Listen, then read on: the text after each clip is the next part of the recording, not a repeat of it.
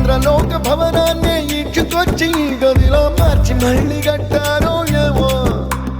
మాయజాలము తెలుసు మంత్రకారడి తెలుసు రెంటి కన్న ఇది ఇంకోటేమో నీలాకాశం నేలాకొస్తే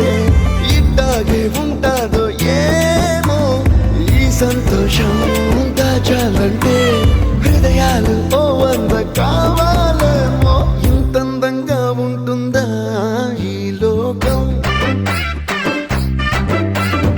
ఇన్నాళ్ళు ఈ మనసుకి తెలియాలేదే పాపం